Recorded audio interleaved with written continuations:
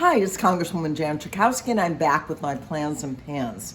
So this last week, the House, almost all by the Republicans and hardly any Democrats, passed the National Defense Authorization Act, the NDAA, which is the funding of the military budget. And that amount of money was $886 billion, which is more than the President of the United States asked for, and slightly more than even the Defense Department asked for. In the past, I have been reluctant and rarely vote for the NDAA, the National Defense Authorization Act, because the Defense Department actually has not been able to pass an audit to find out actually if the money is being well spent, which there's a lot of question about that. But even worse, in the bill that passed the House and is unlikely to end up in law, the Republicans added some very extreme amendments. One of these amendments said that the Department of Defense would no longer reimburse women in the military who travel out of state to get abortion services, reproductive health services. That has usually in the past been the case, that the money for that travel would be reimbursed. Another amendment that passed, that I hope will not become law, says that the Department of Defense will no longer provide for gender-affirming surgeries and for any kind of hormone treatment. That legislation and that very large amount of money was passed in the National Defense Authorization Act, but still has to go through the Senate, has to come back to the House, and because it is considered a must-pass bill, will probably be different than we saw as it left the House of Representatives.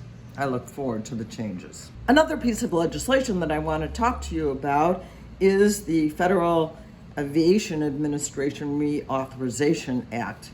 For decades, there has been a requirement that airlines have to disclose the full cost, the upfront cost of tickets before they are offering them for sale. We know that 87% of Americans say that they support the idea and the requirement that airlines provide you with the full cost of a ticket before you buy it.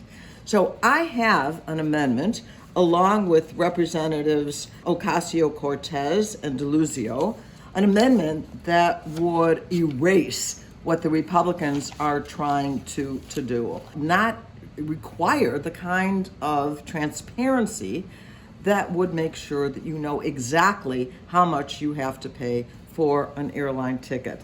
And I know I have the full support of the President of the United States, who has raised the issues of hidden fees on all kinds of things, including tickets that you buy for entertainment.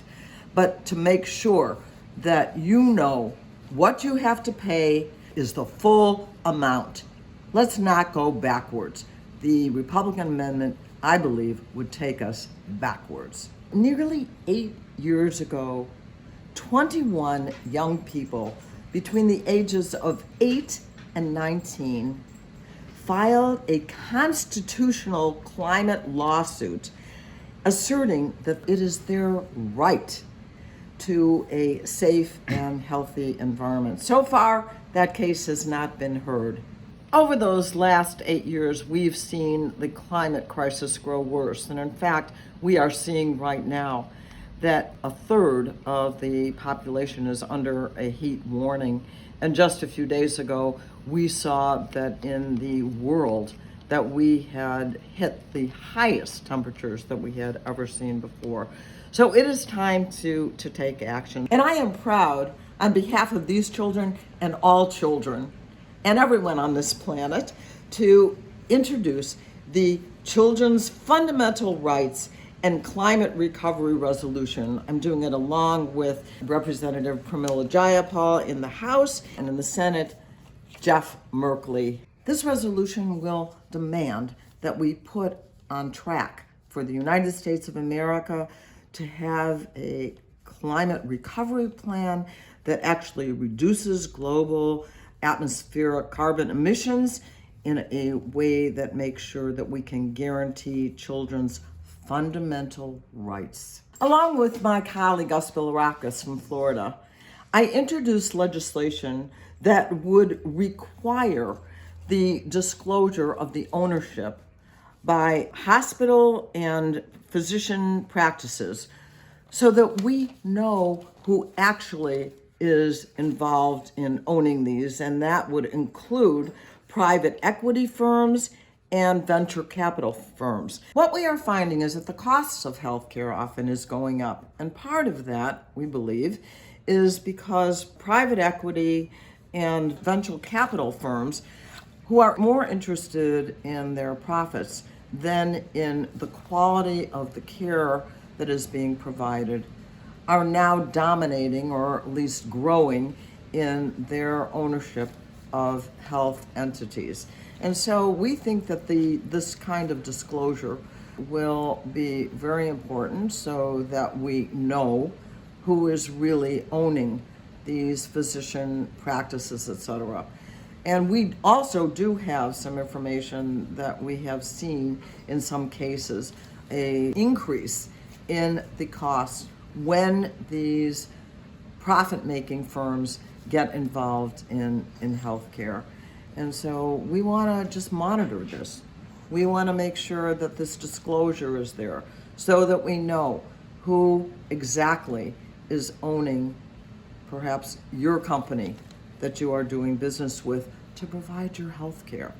In closing, let me just say that air quality is not terrific right now, that there are now deadly floods happening on the East Coast, and that a third of the country is in this high heat alerts.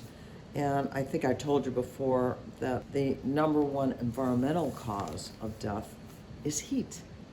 One might think otherwise, but it is heat.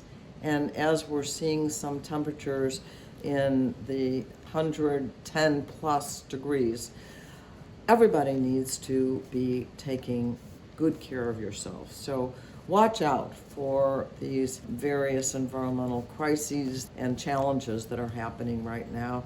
Take care of yourself.